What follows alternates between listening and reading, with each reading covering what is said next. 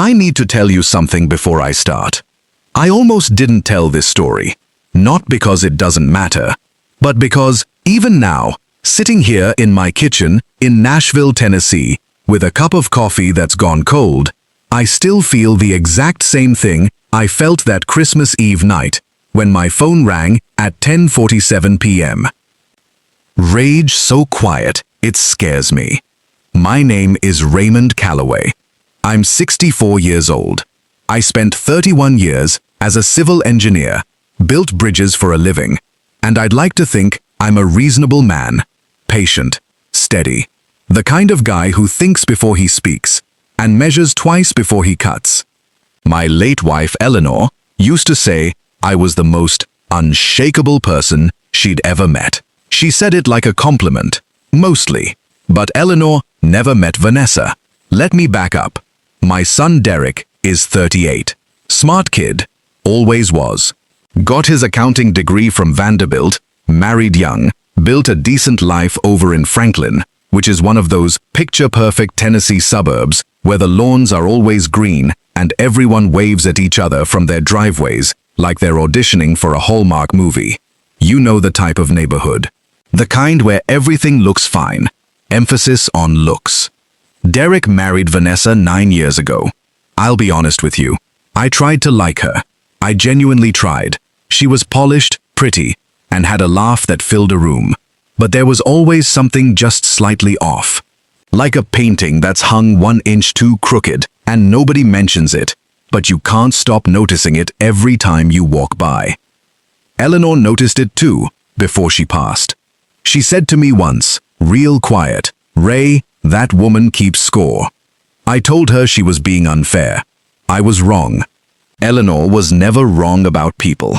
I should have framed that as a life lesson and hung it on my wall. 3 years ago, Derek and Vanessa adopted Lily. She was 6 years old, had been in foster care most of her life, and had these enormous brown eyes that looked like they'd already seen too much of the wrong things. The adoption was actually my idea, if I'm being completely honest. I pushed for it. I'd grown up with cousins who went through the foster system, and I knew what it meant for a child to finally have a home, a real one. Derek came around eventually, genuinely seemed to fall in love with being her dad. And me? From the first weekend Lily stayed at my place in Nashville, I was done for. She called me Grandpa Ray, and she laughed at my terrible jokes, and she wanted to look at stars through a toy telescope I bought her from Target, and I thought, this is it. This is the whole point of everything. Vanessa, though. Vanessa had her own son, Brandon, from a brief relationship before Derek. Brandon was 4 when they married, 7 now, a perfectly fine kid who had absolutely nothing to do with any of this. But Vanessa loved Brandon the way a spotlight loves its one subject, completely, exclusively, leaving everything else in shadow. I noticed the difference in how she spoke to them, the warmth in her voice when she called Brandon's name, the flat, almost administrative tone she used with Lily. Derek noticed nothing, or told himself he didn't. I brought it up twice. Both times, Derek gave me the same speech about how I was projecting, and Vanessa was just less expressive with Lily, because bonding takes time. 3 years, Derek. 3 years is time. I let it go.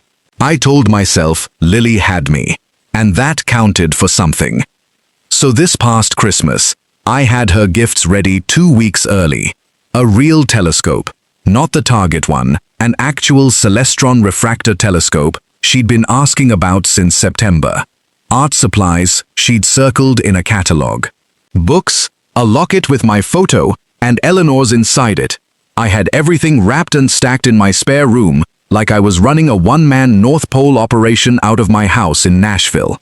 I was going to drive to Franklin on Christmas morning, bright and early. I didn't make it to Christmas morning. My phone rang at 10:47 p.m. on Christmas Eve. I was still up, watching old westerns, the way I do. I saw it was Lily's tablet, and I picked up, expecting maybe she was too excited to sleep, wanted to chat, something like that. What I heard instead stopped me cold. She was crying so hard, She could barely get words out. Not the kind of crying kids do when they're tired or want something. The other kind. The deep kind. The kind that comes from somewhere that actually hurts. I said, "Lily, baby, what's wrong? Talk to Grandpa Ray." And through the tears, in this tiny, shaking voice, she said, "Vanessa told me Santa doesn't come for kids like me. She said, Santa only visits real children." She said I should know that by now, Grandpa. I didn't say anything for a moment. I literally could not speak. I asked her where her dad was. She said he was in the living room, right there. He heard the whole thing. I asked what he said. He didn't say anything. He just looked at his phone. He just looked at his phone. I told Lily to go to her room, lock the door, get under her blanket, and stay on with me. I was already standing up. I was already looking for my keys. It was nearly 11 o'clock on Christmas Eve. The temperature in Nashville had dropped to 28 degrees, and there was freezing rain hitting my windows like the sky itself was in a bad mood. I did not care. I loaded every single gift into the back of my truck, all of it. The telescope box barely fit. I didn't care about that either. I pulled out of my driveway at 11:14 p.m., and I drove 4 hours through freezing rain on I-65 North, and then back down through the Franklin exits, talking to Lily on my Bluetooth, until her voice got slow and sleepy, and she finally drifted off somewhere around midnight, still connected to my line. I pulled up to Derek's house at 3:18 a.m. Every light was off. The neighborhood was silent. Perfect little Franklin, Tennessee, asleep in its perfect little beds. I let myself in with the key Derek gave me 2 years ago, which, by the way, I will be keeping. Vanessa, thank you very much. I walked into the living room and I stopped. Under that Christmas tree, there were 14 wrapped gifts. 14, I counted, all labeled Brandon. Colorful wrapping, ribbons, the whole production. And on the side table, not even under the tree, just tossed on the side table like an afterthought someone felt mildly guilty about, there was one coloring book, unwrapped. No ribbon, no bow, just a coloring book with a bent corner sitting there like it had been grabbed at a gas station on the way home. For Lily. I stood in that living room at 3 in the morning and I felt something move through me that I don't have a clean word for. It wasn't just anger. It was the kind of feeling that rearranges things inside you, the kind that doesn't go back. I carried every gift in from my truck. I arranged them all under that tree, with Lily's name on every single tag, in large, unmistakable letters. I found wrapping paper in the hall closet, and I wrapped the coloring book properly, with a bow, and I put it back under the tree too, because that child deserved better than a bent corner. Then, I checked on Lily. She was asleep on the floor just inside her bedroom door, phone still in her hand, still connected to my line. I put her in bed. I pulled the blanket up. I sat on the edge of the mattress for a minute in the dark, and I just looked at her. 9 years old, asleep. Safe in that moment because I drove through the night to make her safe. Then I walked to the kitchen, and I sat down at the table, and I waited for morning, because I had something to say to my son, and I needed him awake and fully coherent to hear every single word of it. What happened when the sun came up? I wasn't ready for it. Not for what Derek said, not for what Vanessa did, and especially not for the choice my son made when I put everything on that table. Everything. The sun came up slow that Christmas morning. Gray light crept through the kitchen windows like it wasn't sure it wanted to be there either. I'd been sitting at that table for almost 4 hours, drinking coffee I made myself from Derek's fancy machine, watching the darkness outside turn to dawn. I heard footsteps upstairs around 6:30. A toilet flushed.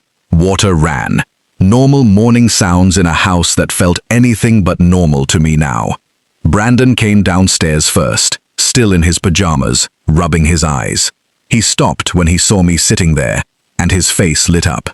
"Grandpa Ray! You came for Christmas." I smiled at him. None of this was Brandon's fault.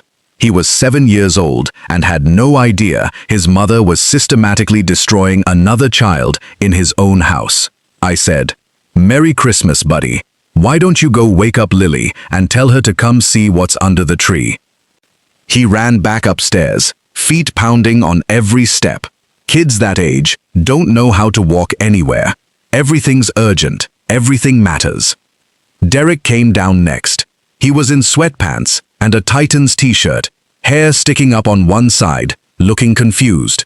"Dad, what are you doing here? I thought you were coming this afternoon." I just looked at him, didn't say a word. "You heard what your wife said to your daughter. You sat there and looked at your phone, and you have the nerve to stand there asking casual questions like this is a normal morning." "Dad, you okay?"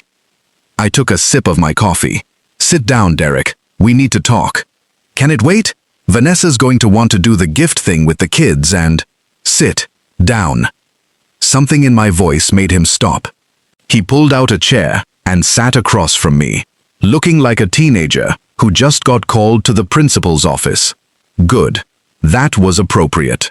Before I could say anything, I heard the kids coming downstairs. Lily's voice, small and uncertain. Brandon's excited chatter. They rounded the corner into the living room, and I heard Brandon shout, "Whoa, Lily, look at all of these." Lily appeared in the kitchen doorway. Those big brown eyes found me immediately and filled with tears. But these were different tears. These were the good kind. "Grandpa Ray," she whispered. "Merry Christmas, sweetheart. Go see what Santa brought you." She ran to me first, threw her arms around my neck, and held on tight. I hugged her back, and something cracked open in my chest. This kid deserved the entire world, and instead, she got a bent coloring book thrown on a side table.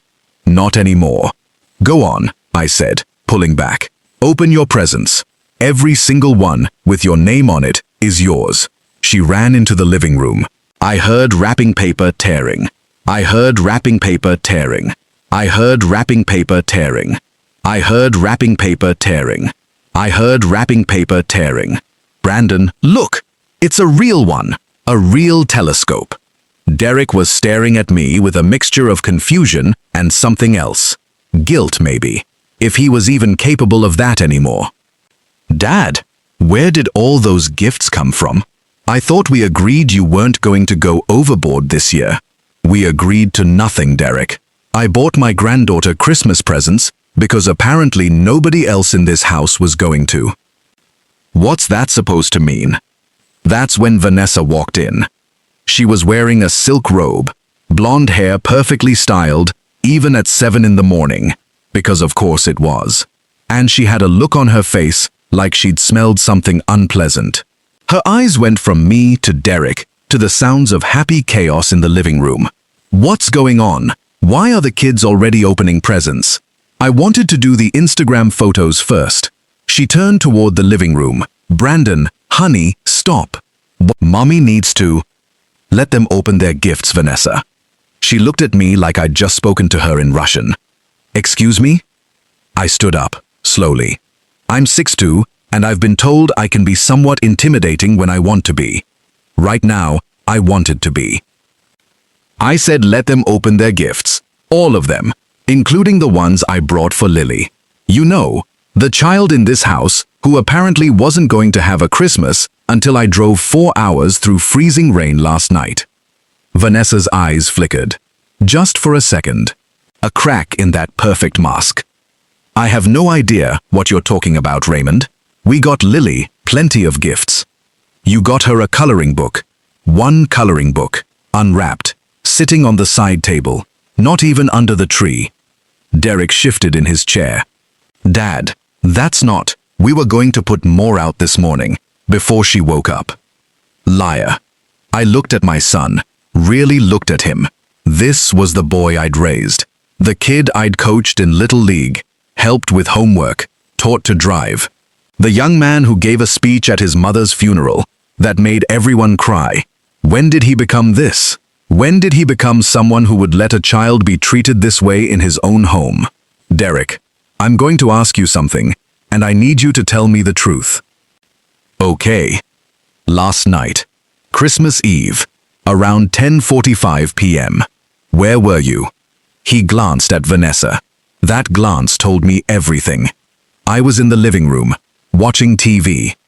And what did Vanessa say to Lily? Silence. Vanessa stepped forward, arms crossed. Raymond, I don't know what story Lily told you, but children exaggerate. They misunderstand things. She's very dramatic, and frankly, considering her background. Her background? I turned on her so fast, she actually stepped back. You mean the fact that she spent the first 6 years of her life being shuffled between foster homes? The fact that she came into this family, hoping, praying, that she'd finally found people who would love her. That background. That's not what I heard what you said to her, Vanessa. I was on the phone with her. She called me crying at 10:47 p.m. because you told her Santa only visits real children. I let those words hang in the air. Real children. You said that. To a 9-year-old on Christmas Eve. Vanessa's face went through about 7 different expressions in 3 seconds. Shock, fear, calculation, and then, this is what got me. She settled on indignation, like she was the victim here. She's twisting my words. I said something completely different, and she misheard me. Children do that, Raymond. Especially children with her issues. What issues would those be? Attachment problems, trust issues. The social worker warned us she might have trouble adjusting. I've been nothing but patient with her, and frankly, I'm tired of being painted as the villain when I'm the one doing all the work while Derek travels for his job, and you live 4 hours away playing Disneyland Grandpa whenever it's convenient. Disneyland Grandpa. I felt something click inside me. A switch flipping. The last thread of patience I'd been holding onto snapped clean. I reached into my back pocket and pulled out the document I'd printed before leaving Nashville. I'd grabbed it almost as an afterthought, but sitting in that kitchen all morning, I realized it wasn't an afterthought at all. Some part of me had known this moment was coming. I slid it across the table to Derek. What's this? He asked. That's a summary of my estate. The house in Nashville, the investment accounts, the trust your mother and I set up. Everything I've worked for over the past 40 years. Everything I was planning to leave to you. Derek picked up the paper. His eyes scanned it. I watched his face change as the numbers registered. Dad, this is over $4 million. 4.2 actually. Give or take, depending on the market. Vanessa's entire demeanor shifted. Suddenly, she was very interested in this conversation. She moved closer to Derek, looking over his shoulder at the paper like it was a winning lottery ticket. I didn't realize it was that much, Derek said quietly. Your mother was a good saver. I made decent investments. We lived below our means, so you could live above yours someday. I leaned forward. But here's the thing, son. That money comes with conditions. It always has. Your mother and I wanted it to go to family. Real family. People who love each other and take care of each other. Dad. So, here's what's going to happen. You're going to choose, right now, this morning, you're going to choose Lily. You're going to protect her. You're going to make sure she is treated exactly the same as Brandon in every single way. Or, I tapped the paper. You lose everything I ever planned to leave you. Every cent goes into a trust for Lily that you and Vanessa will never be able to touch. The room went completely silent. In the living room, I could hear Lily explaining the telescope to Brandon, her voice animated and happy. The sound of that joy against the tension in this kitchen was almost unbearable. Vanessa spoke first. Of course she did. You can't do that. That's manipulation. That's emotional blackmail. Derek, don't let him do this to you. That's your inheritance. He can't hold it over your head. Derek was staring at the paper, not at me, at the paper. Derek, I said, look at me. He looked up. This isn't about money. I need you to understand that. This is about a little girl in the other room who called me crying on Christmas Eve because she thought she wasn't real enough to deserve Santa. That's not a misunderstanding. That's not exaggeration. That's a child who has been made to feel like she doesn't belong in her own home. And you, my voice cracked. I hadn't expected that. You were right there. You heard it. And you did nothing. Dad, I didn't hear. Don't lie to me, son. I taught you better than that. Lily told me you were sitting right there. She said you looked at your phone. You heard your wife say those words, and you looked at your damn phone. Derek's jaw tightened. He looked at Vanessa. She put her hand on his shoulder, leaned down, whispered something in his ear. I watched my son's face, watched the war happening behind his eyes. For a moment, just a moment, I thought I saw the Derek I used to know. The one who had cried when we brought home a rescue dog when he was 10. The one who volunteered at the food bank every Thanksgiving through high school because he said everyone deserved a good meal. Then, Vanessa whispered something else. And his face changed. He looked back at me with something cold in his eyes, something I didn't recognize. Mom, you're being dramatic. You drove all the way here based on a phone call from a 9-year-old who probably had a nightmare. Vanessa didn't mean anything by whatever she said. She's been a good mother to both kids, and you can't use money to control me. That's not how family works. Mom. He called me Mom. He was so flustered, so twisted around by whatever was happening in his head, that he called me Mom. Like he was a child again. Like Eleanor was the one sitting here confronting him. I wish she was. Eleanor would have handled this better. Eleanor would have known exactly what to say. All I knew how to do was build bridges, and this one was collapsing. That's your choice? I asked quietly. I'm not choosing, Dad. I'm telling you to stop being dramatic and let us enjoy Christmas as a family. You just chose, Derek. I stood up from the table. My knees ached. Everything ached. But I walked into that living room and I got down on one knee next to Lily, who was carefully unpacking the telescope from its box. Grandpa, look! It came with a book about planets. That's wonderful, sweetheart. I put my hand on her cheek. Listen to me. Grandpa has to go home now, but I want you to remember something, okay? Her face fell. You're leaving? I'll be back. I promise you that. And I need you to remember this. Grandpa will always come for you. Always. No matter what. You call me day or night and I will be here. Do you understand? She nodded, eyes filling up. You are real, Lily. You are more real than anyone I've ever known, and you are loved. Don't ever let anyone tell you different. I kissed her forehead. I stood up. I walked past Derek and Vanessa without another word. I was in my truck and on the highway by 8:15 a.m. By 11:47 a.m., I was sitting in the office of Harold Messing, my attorney and oldest friend, who had agreed to meet me on Christmas Day as a personal favor. By noon, the will was updated, every asset redirected into an irrevocable trust for Lily Marie Calloway, accessible at 18, managed by me until then. Derek and Vanessa would receive nothing, not 1 cent.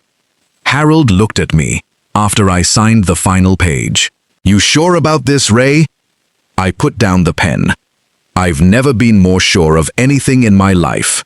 What I didn't know then, what I couldn't have known, was that this was just the beginning. The document I signed that Christmas Day was a match. And over the next 6 months, I was going to watch it burn down everything Derek and Vanessa thought they'd built. But first, they were going to try to burn me. And they nearly succeeded. The call came 3 weeks later. January 14th, a Tuesday. I remember because I was watching the Titans playoff game, which they were losing badly, and I thought the day couldn't get any worse. I was wrong. My phone rang, Derek's number. I almost didn't answer. But some stubborn part of me, the part that still remembered teaching him to ride a bike, The part that still saw him as my son instead of whatever he'd become, made me pick up. Dad. His voice sounded strange, almost friendly. How are you? How am I? You haven't spoken to me in 3 weeks, and now you're asking how I am. I'm fine, Derek. What do you need? Can't I just call to check on my father? You could, but you haven't in 22 days, so I'll ask again. What do you need? There was a pause.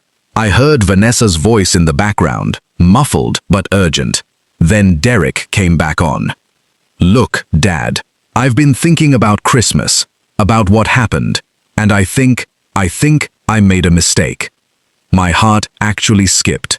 For one stupid, hopeful second, I thought my son was coming back to me. Go on, I said carefully. I should have handled things differently. The whole situation got out of control. Emotions were running high. Christmas stress, you know how it is. I do. So I was thinking maybe we could meet up, talk things through. I don't want this rift between us, Dad. You're my father. You're the only parent I have left. The only parent you have left. He knew exactly what strings to pull. He'd learned from Vanessa, apparently. Or maybe this was always in him, and I just refused to see it. What did you have in mind? I asked. Lunch? There's that steakhouse you like in Brentwood. We could meet Saturday. Just you and me. No Vanessa, no kids. Father and son. I should have known better. 31 years of engineering taught me to recognize structural weaknesses. This conversation had cracks all over it. But he was my son. Saturday works, I said. Noon? Perfect. And Dad, I'm really glad you're willing to talk. I've missed you. He hung up before I could respond. I sat there, staring at the phone for a long time. The Titans lost by 17 points. I barely noticed. Saturday came. I drove to Brentwood, parked at the steakhouse, walked inside, expecting to see my son sitting at a table, ready to apologize. Instead, I saw Derek sitting at a table with 2 other people, a man in a gray suit I didn't recognize, and a woman holding a clipboard. What is this? Derek stood up when he saw me. His face had that practiced, concerned expression people use when they're about to do something terrible and want plausible deniability. Dad, I'm glad you came. Please, sit down. These are people who can help us. Help us with what? The man in the gray suit extended his hand. Mr. Calloway, I'm Dr. Nathan Perry. I'm a psychiatrist specializing in geriatric cognitive assessment. Geriatric cognitive assessment. I looked at Derek, really looked at him, and I understood everything in that single moment. You're trying to have me declared incompetent. Dad, that's not... Don't. I held up my hand. Don't insult me, Derek. I was building bridges while you were still in diapers. I know exactly what this is. You and Vanessa found out about the will change, and now you're trying to prove I wasn't in my right mind when I signed it. The woman with the clipboard shifted uncomfortably. Dr. Perry cleared his throat. Mr. Calloway, your son has expressed some concerns about recent behavioral changes. Erratic decision-making, emotional volatility, driving long distances in dangerous weather conditions, making major financial decisions impulsively. These can sometimes indicate that I love my granddaughter and I'm not willing to watch her be abused. I turned to Derek. This is low. Even for you. Even for Vanessa. Trying to paint me as senile so you can contest my will. That's your play. Dad, we're worried about you. That's all. Worried about me? Right. I laughed. It wasn't a happy sound. How much did Vanessa spend on this little ambush? Because I'm guessing these folks don't come cheap. Dr. Perry stepped forward. Mr. Calloway, perhaps if you'd just agree to a simple evaluation. I'll do you one better, doctor. I pulled out my phone. I had my physician conduct a full cognitive assessment 3 days after Christmas. I also had 2 former colleagues, both of whom served with me on state engineering review boards for over a decade, provide sworn statements attesting to my mental acuity. Would you like copies? The silence was beautiful. Derek's face went pale. Vanessa hadn't planned for this. She'd assumed I was just some emotional old man who wouldn't see this coming. She forgot who taught Derek to play chess. I leaned close to my son, close enough to smell his fear. You want a war, Derek. You've got one. But I promise you, I will win. Because I have the truth. I have documentation. And I have 30 years of understanding exactly how the legal system works. I straightened up. Enjoy your steakhouse lunch. I've lost my appetite. I walked out of that restaurant, and I didn't look back. The drive home was quiet.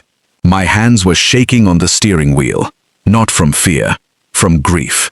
My son had just tried to have me declared mentally unfit so he could steal money that I'd earned over a lifetime. Eleanor would have been devastated. But Eleanor would also have told me to fight. So I fought. Over the next 4 months, I built a case. I called in every favor I'd accumulated over 3 decades in Nashville. An old friend from the Department of Children's Services gave me guidance on documentation. A former colleague, who'd become a family law attorney, agreed to consult pro bono. I started keeping records of everything. Every time I talked to Lily on the phone, which became harder as Vanessa blocked my number on her devices, I documented the call. Every time I heard about how she was being treated differently from Brandon, I wrote it down. I requested copies of her school records and found counselor referrals for withdrawn behavior. I obtained a pediatrician report showing she'd lost 4 pounds since September. 4 pounds on a 9-year-old who was already small. In March, I got lucky. A teacher at Lily's school reached out to me directly. Mrs. Patterson. She'd taught 3rd grade for 26 years, and she knew the signs of a child in trouble. Mr. Calloway, I probably shouldn't be calling you, she said, but Lily talks about you constantly. You're the only person she mentions with any real happiness in her voice, and I'm worried about her. Tell me everything. She told me about Lily eating lunch alone, about how other parents had been warned that Lily had behavioral issues from her background, about overhearing Vanessa at pickup telling another mother that Lily was difficult and probably has attachment disorder from the foster system. She was poisoning the well, making sure Lily had no friends, no support system, nothing, except what Vanessa chose to give her. Which was nothing. I filed for emergency custody on April 3rd, a Friday. I wanted Vanessa to find out over the weekend when she couldn't immediately reach her attorney. Petty? Maybe. Satisfying? Absolutely. The filing was 37 pages long. It included school counselor reports, pediatric records, a psychological evaluation I'd arranged during a rare unsupervised visit with Lily, recorded phone calls, legal in Tennessee with one-party consent, and testimony from 3 separate witnesses who had observed the differential treatment. The hearing was scheduled for May 15th. I didn't sleep well for 6 weeks. The courtroom was smaller than I expected. Wood paneling, fluorescent lights, the kind of place where families come apart at the seams. Derek and Vanessa sat on one side with their attorney, a slick guy in an expensive suit named Bradley Foster, who apparently specialized in protecting families from overreaching relatives. Vanessa had found him, of course. He probably charged $600 an hour to help people keep children in abusive situations. I sat on the other side with my attorney, Ruth Chen. No relation to anyone, just a damn good lawyer I'd worked with 20 years ago on a construction dispute. She'd agreed to take this case because she had 2 adopted kids of her own, and she said, "Raymond, this hits close to home." The judge was a woman named Patricia Holbrook, mid-50s. No nonsense. She'd apparently been on the family court bench for 12 years. I liked her immediately. She had Eleanor's eyes, the kind that didn't miss anything. Bradley Foster went first. He painted me as a controlling, wealthy grandfather, using money to manipulate his son's family. He suggested I had an unhealthy obsession with Lily. He implied that my sudden interest in her welfare was really about punishing Derek for not being grateful enough for my money. It was a good performance, I'll give him that. Then Ruth stood up. "Your Honor, I'd like to play a recording." Bradley objected. Judge Holbrook overruled. Ruth pressed play. Lily's voice filled that courtroom, shaking, with crying, saying the words I'd heard 6 months ago that changed everything. "Grandma, Vanessa told me Santa doesn't come for kids like me. She said Santa only visits real children. She said I should know that by now." I watched the judge's face. I watched her eyes close briefly. I watched her take a breath. Then, I watched her look at Vanessa, with an expression I can only describe as contained fury. The recording kept playing. My voice, asking where Daddy was. Lily's response. He didn't say anything. He just looked at his phone. By the time it ended, 2 people on the courtroom staff were wiping their eyes. Ruth presented the rest methodically. The school reports, the pediatrician's concerns, the psychological evaluation diagnosing Lily with attachment trauma and symptoms consistent with emotional abuse, the testimony from Mrs. Patterson, the documentation of 14 gifts for Brandon versus 1 unwrapped coloring book for Lily. Then she called Derek to the stand. I didn't want to watch this part, but I made myself. Ruth asked him one question. "Mr. Calloway, on Christmas Eve of last year, were you present when your wife told your adopted daughter that Santa only visits real children?" Derek looked at Vanessa, then at his attorney, then at the judge. "I don't recall that happening." He lied, under oath, in family court. Ruth didn't react. She simply said, "No further questions." Then, she submitted the phone records, showing that Lily's tablet had connected to my phone at 10:47 p.m.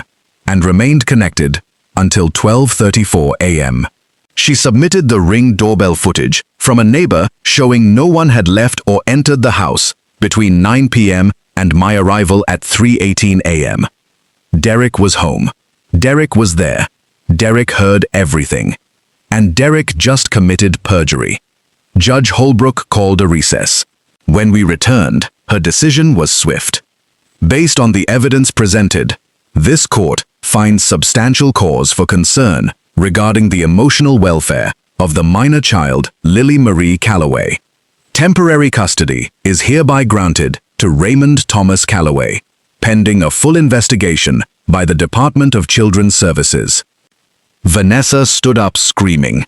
Bradley Foster tried to calm her down. Derek just sat there, pale and silent, staring at the table, like he couldn't process what had just happened.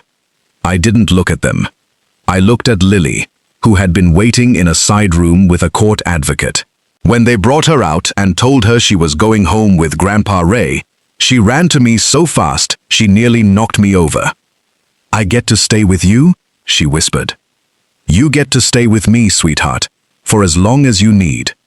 That night, in my kitchen in Nashville, I made her hot chocolate. We set up the telescope in the backyard and looked at Jupiter. She laughed at my terrible jokes about Saturn's rings being a fashion statement. At bedtime, she asked me a question. "Grandpa, am I going to have to go back?" I tucked the blanket around her. I looked into those big brown eyes that had seen too much and deserved so much more. "Not while I'm breathing, Lily. Not while I'm breathing." The custody battle lasted another 4 months. Derek and Vanessa fought hard. They spent money they didn't have on attorneys who promised miracles. They tried to appeal. They tried to claim I'd manipulated the evidence. None of it worked. In September, I was granted permanent custody. The adoption wasn't overturned. Derek was still legally her father, but physical custody and all major decisions belonged to me now. Vanessa's Instagram account, where she'd posted hundreds of photos of her perfect family, was picked apart by local news covering the case. Screenshots of her smiling with Lily were placed next to court documents describing the abuse. Her carefully constructed image collapsed overnight. Derek filed for divorce 2 months later, not because he'd finally seen who Vanessa really was, because Vanessa blamed him for losing the custody case, for losing the inheritance, for ruining everything. Their relationship couldn't survive without money to hold it together. He came to my door once, November, standing on my porch in the rain, looking like a man who'd lost everything because he had. "Dad, I don't know what I'm supposed to do now." I looked at my son, my only child, the boy I'd raised to be kind and somehow failed. "You were supposed to be her father, Derek. That's all you were ever supposed to do." I closed the door. Last week was Lily's 11th birthday. We had it in the backyard. 23 kids from her new school came. There was a bounce house. There was a cake shaped like the solar system, because she's obsessed with astronomy now. There was laughter, the real kind, the kind that comes from somewhere safe. Her friend Maya asked if she could look through the telescope after dark. Lily said yes, and then looked up at me on the porch with the biggest smile I've ever seen on a human face. I waved back at her. On the table beside me sat a framed document, the finalized custody order, signed, sealed, permanent. Next to it was a photo of Eleanor. I like to think she's been watching all of this. I like to think she's proud. Vanessa said, "Santa only visits real children, but the realest thing I've ever known is that little girls laugh on a summer evening, in a home where she is chosen, every single day, where she is wanted, where she belongs." That's the ending of this story. Or maybe it's the beginning. The Lily Thornton Foundation, I named it after Eleanor's maiden name, opened its doors in January. We provide support services for adopted and foster children experiencing post-adoption abuse. Turns out, there are a lot more stories like Lily's than anyone wants to admit. Derek sends cards on holidays now. I don't respond. Maybe someday. Probably not. Brandon comes to visit once a month. I treat him exactly the same as Lily, because that's what family does. That's what real family does. And every Christmas Eve, at exactly 10:47 p.m., I pour 2 cups of hot chocolate, one for me, one for Lily. We sit together, and we watch the snow fall, if we're lucky enough to get snow in Nashville, and I tell her the same thing I've told her every year since that night. Grandpa will always come for you. She knows it's true now. She finally knows what real looks like.